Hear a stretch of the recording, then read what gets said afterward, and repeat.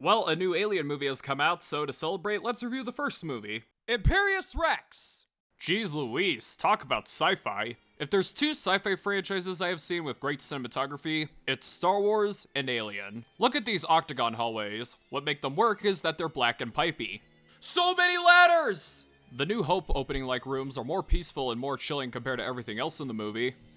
We have a padded cell filled with lights and computers, where Darth Vader belongs, am I right? I also like how later in the movie, the computer doesn't know how to stop an alien, which adds for good suspense. But first, plastic glass key cards. We have the hypersleep room, which is a circle full of pods. I like some shots in the cockpit. Lockers, cabinets, body incinerators, what are those? We have the medical room, which has walls full of jars, and that moving scanner piece.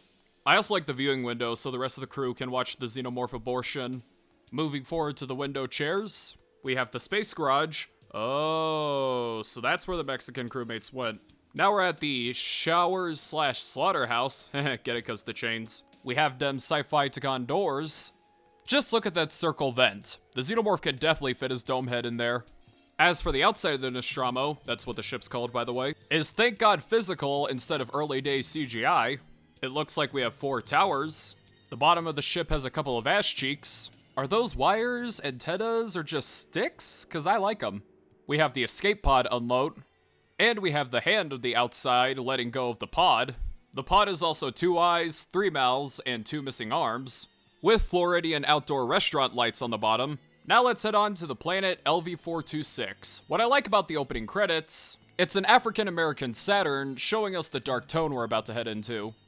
Anyway, the planet has geysers, so Wyoming. It has its own ghetto, whatever the heck this kind of formation is. A circle spaceship missing a side.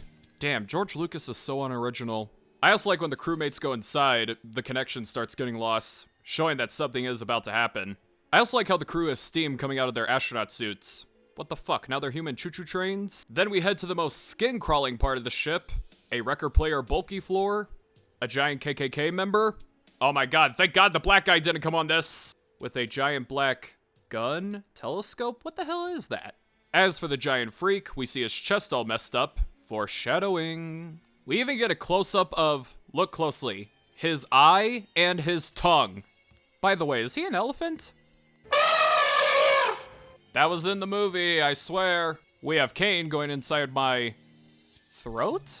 Oh dear god, now he's in the outsides of my digestive system. Look at this giant-ass hallway. It's a sci-fi version of when Australia was founded. We have a steam floor covered by a force field preventing the eggs from hatching. What also makes the cinematography work is how it's shot, whether it be shaky cam on the floor, running in a certain direction, and running back in that same direction, Ripley on the other side of a space cabinet, and a camera flying around Ash and backing up. Seriously, Ridley Scott is really good at recording his movies. I say recording instead of directing for a reason, you smartasses in the comments. Anyway, the film's conflict happens when the crew suddenly wake up in the middle of space instead of Earth. The characters aren't really too much in this movie. I don't even remember half of their names, so I'm gonna call them by Black Guy. Oh no, a black guy! You're not supposed to be in a 70s movie! You're supposed to make your grand debut in Black Panther so I can make a group I'm not even a part of feel victimized! Okay, jokes aside, his name is Parker. Him and this white guy no one cares about are the engineers of the ship, and I also like this joke. Basically, they can't hear Ripley through the pipes busting a nut, so they both take advantage of it. You know, my usual interaction with women. We have lesbian... I'm sorry, because of the hair. Now on to the more important characters of this movie. We have Kane, who holds the xenomorph. Are you wearing a woman's bikini? Sorry, sir, wrong lane. I only date bored girls. But I will say, I do like his funeral.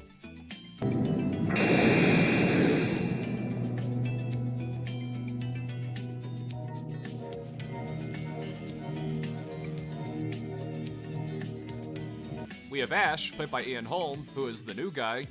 I went out 5 times with another science officer. They replaced him 2 days before we left Thetis with Ash.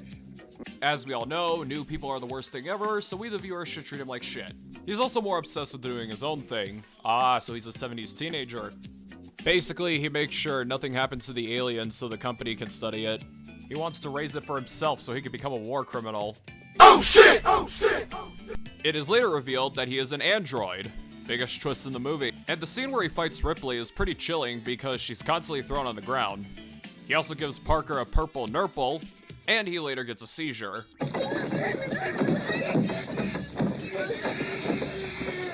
I also like how his blood is semen, and his insides are seaweed and armadillo entrails.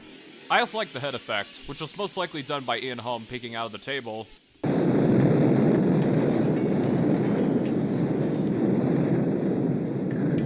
Then we have Ripley. What makes her the best character in the movie, earning her the title of main character throughout the only 2 movies ever made, is that she's caring to those around her.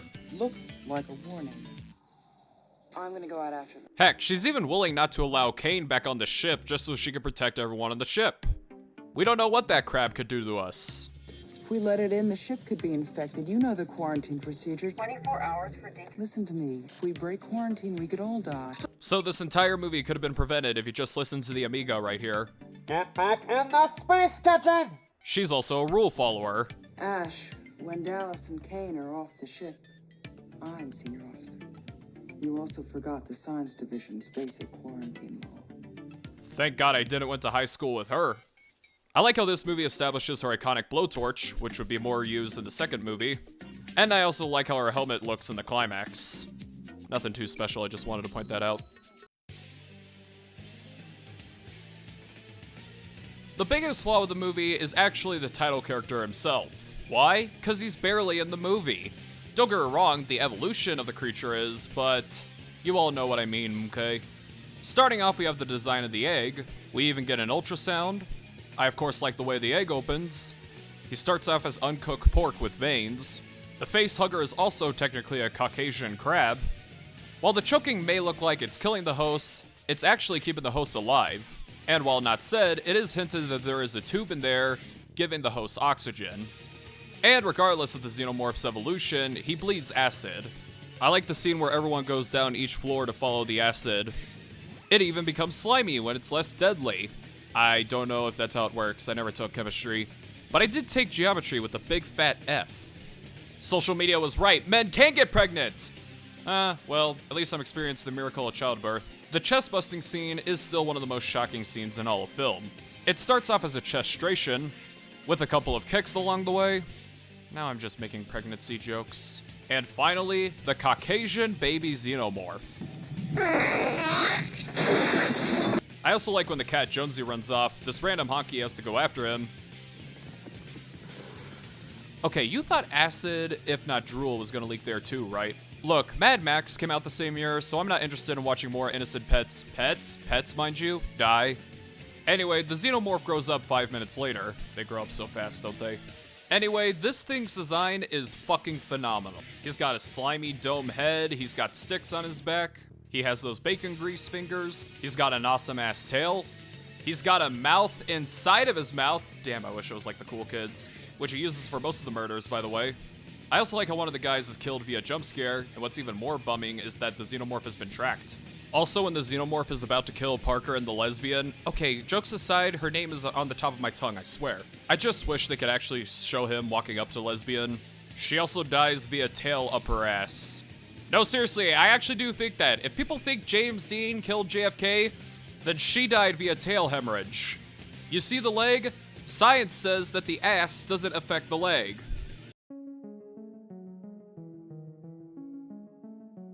Just as Ripley thinks she escapes, the xenomorph's head blends in with pipes? What the hell even are those? So then the xenomorph is dreaming about the lesbian he killed.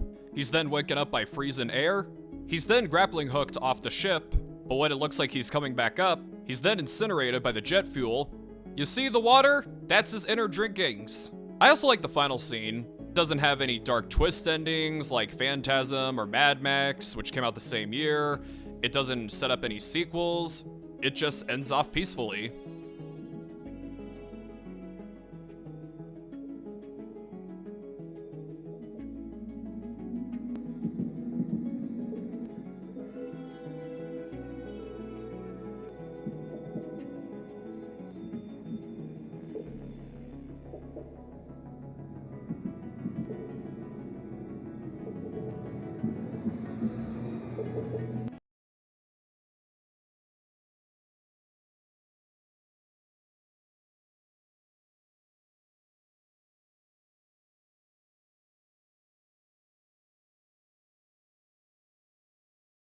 Everyone you love around you's dying!